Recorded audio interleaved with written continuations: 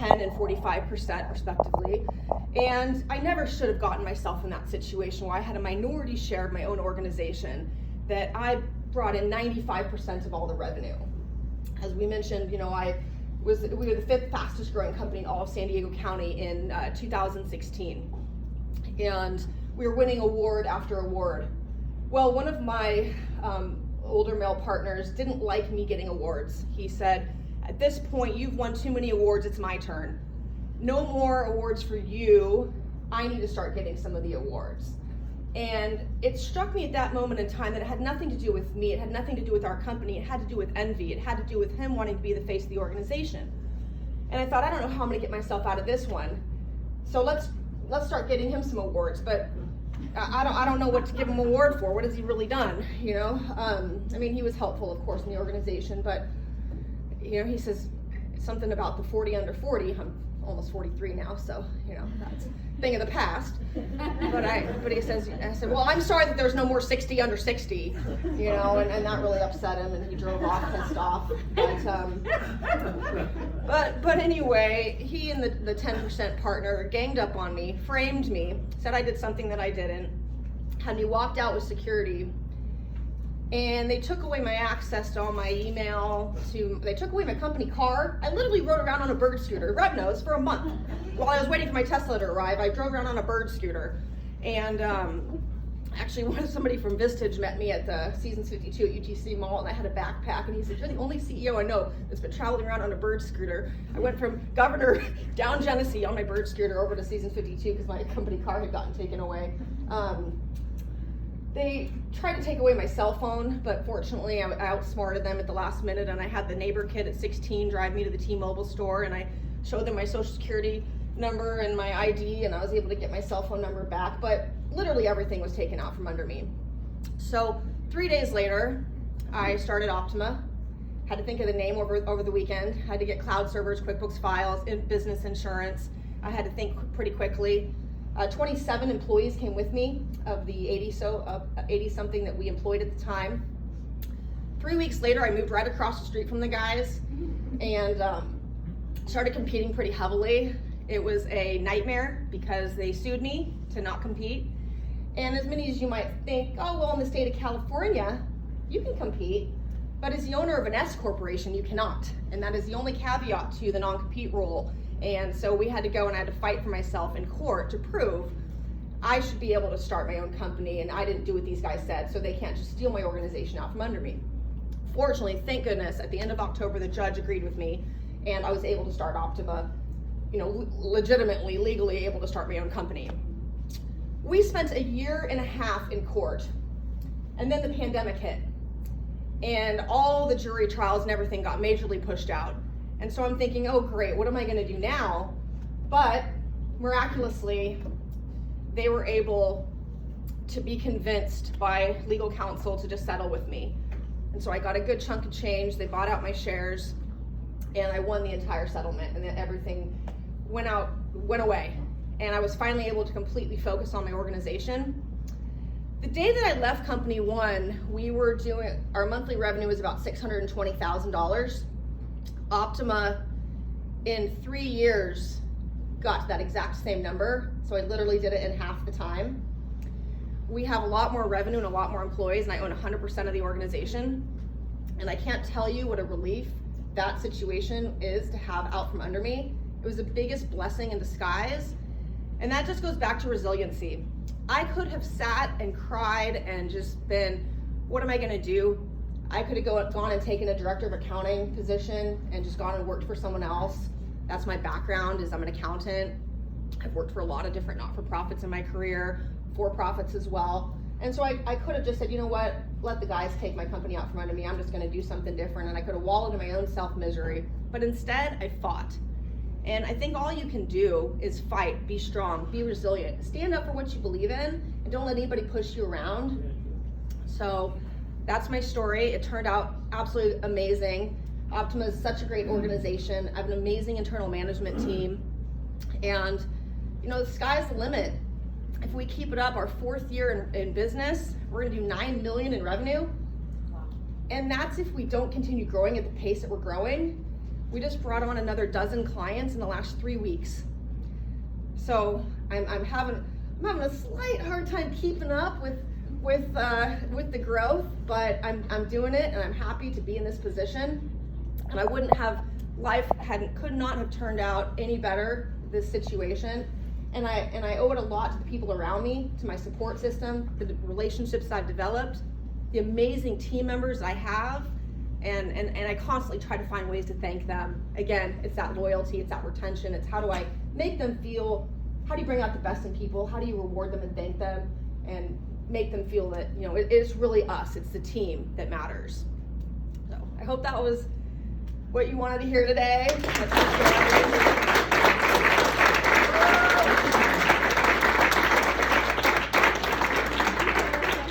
Thank you for sharing your words of wisdom, advice, and being very honest with some of the challenges that are very real for entrepreneurs. Yeah. We really appreciate that, and we're also going to open the floor in case anyone has any questions or anything to share. I know Jen is more than happy to. Oh, yes, Matt? Jennifer. Yeah. Hi. Thank you for doing this, first of all. Thank you Yeah. for serving on our board. Yeah. Can you share kind of your decision matrix as to what you get involved with? You're involved with a lot. So, you know, but I'm sure that isn't just, you know, oh yes, oh yes. It's not saying yes to everything, but choosing. So what's your decision matrix for choosing how to volunteer your time and what to support? I think that it has to back my own values, and I do get asked to do a lot. And all too often, people are so willing to just say yes to everything. I say no to most things. I'm like, I'm sorry, I don't have time. It's nice to be able to delegate that to somebody else and say, oh, I have this person on my team, maybe they can do it. Or hey, I like connecting people. And so if I can't do it, if I have to say no to something, at least I can be a resource for them. At least I can send them in a different direction and try to help them. Again, I really enjoy helping people and connecting them. So if it resonates with me. And so for the BBB, helping small businesses succeed, making sure they're well vetted, making sure that they're supported, that is the epitome of what I believe in. And, you know, Social Venture Partners is a great organization. They help all the different not-for-profits in the community with just a ton of different resources and support, and I love being a partner there. Anything I can do, you know, for various not-for-profits is you know, great. I try to give as much time as I can. And then again, junior achievement, that's just helping kids with financial literacy. That resonates with me. My company provides financial statements and analytics and cash flow forecasting to organizations. And so that's what junior achievement tries to instill in children. And then Presidio, that publicly traded board, they pay me really well. And you know, I'm the only female on the board, so you know, us women have to represent. Make sure your voice is heard. If you women are not on a board, please try to get on one. And men too. And help me get on board. And it's the law. We have to have at least one female and for each board in California. I think that's my retirement plan. Just, you know, sit on 5 boards. So you talked about resiliency. I'm just curious, where did your resiliency come from? I think I was born that way. I was just kind of born a fighter, born strong. Yeah. I'm very optimistic. I am a glass half full, life is good type of person. And so I consider myself super resourceful. And so when a problem arises, I'm just immediately trying to fix it. Okay, oh, that happened? All right, looking back, how do I fix it? How do I move forward? What can I learn from the situation? And I think it's in your nature, my nature. And if it's not in your nature, I think it's a mind frame. So how can you convince yourself that this is the right thing? This is something good. What can I learn? And you have to think in the future. You have to know that with time, every situation is going to get better. And you might have no idea. When those guys took my company from me and I walked home, getting walked out with security, I thought my life was over. That was the worst thing that had happened to me as long as I could ever remember. And I didn't know what was going to happen. But I knew, you know what, I'm going to make it work. That's awesome. So, Thank you. yeah. Questions? Crystal. What is your advice or insight into companies, smaller companies, looking for growth and reaching our ideal client in San Diego? I'm amazed at how you've been able to grow so quickly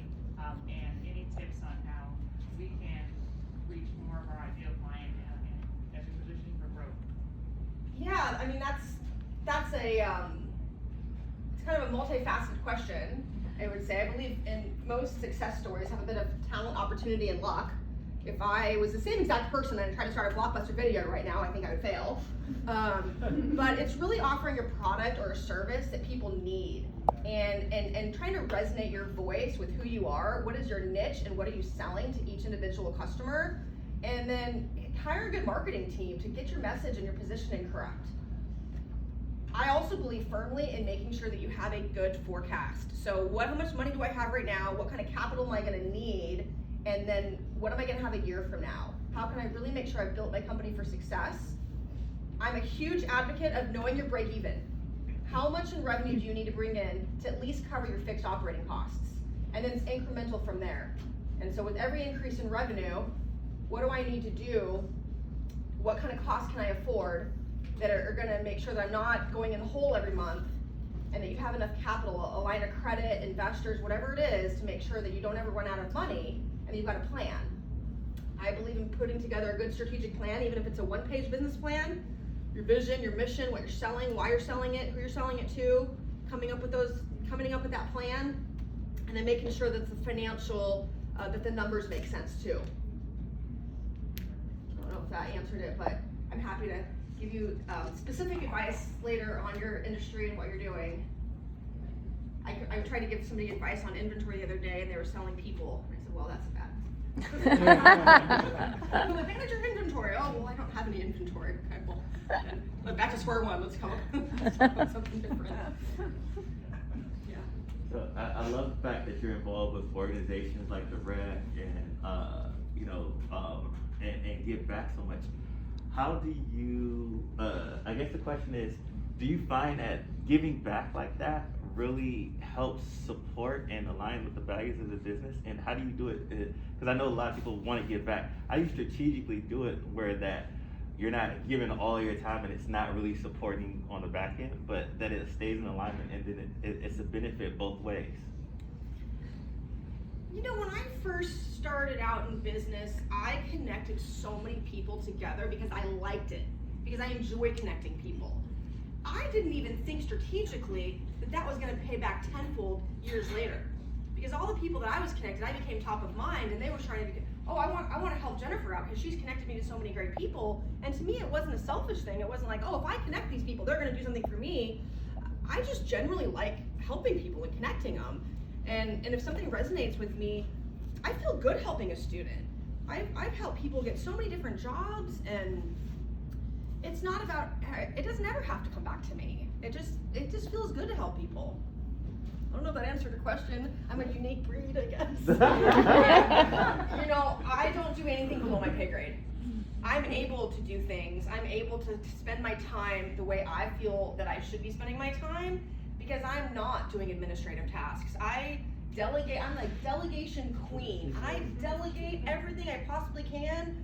And in my organization, people know, don't come to me with a problem unless you at least have an idea of what the solution's going to be. Come up with a couple resourceful ideas, give me a couple of options. It might not be the option I pick, but at least show me that you're not just coming to me whining and complaining with a problem that you haven't thoroughly thought through. So I think delegation and doing what you're good at, anything that you're not really good at, have someone else do it.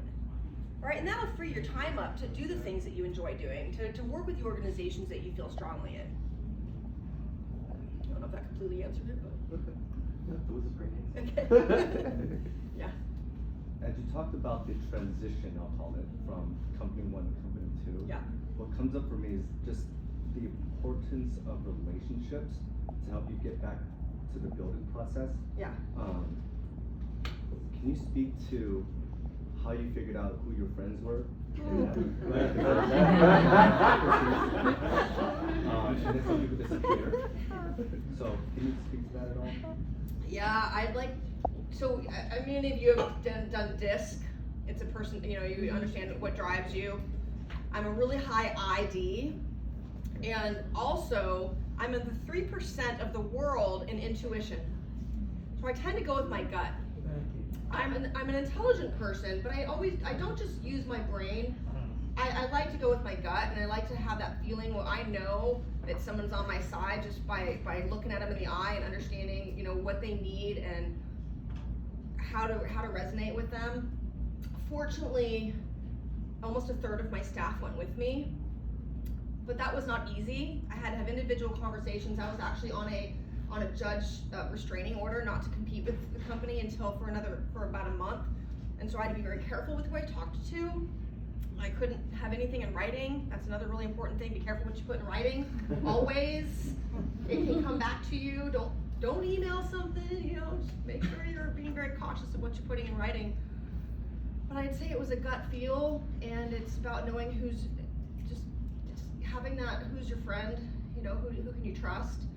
And a couple people I thought could trust me. I didn't get it right 100% of the time. One thing that was very difficult is a brand new bootstrap company that was in the middle of a huge lawsuit, that all of a sudden didn't have a paycheck or a car, you know, was how do I offer the same benefits at Optima? How am I going to get people to leave an organization with health, dental, vision, a 401k match, to come to a brand new startup out of my living room at the time, because 3 weeks later I had an office, but I didn't have an office, you know, day one. How do I get people to join me? They have to really believe in me and what I'm capable of to be able to come and make that move. So I had to spend a ton of money. My husband let us drain our savings account to start the company. And it was, well, I'm not gonna get him over by offering him less benefits, that's for sure. So it was a huge gamble on myself, and thankfully it worked out pretty well.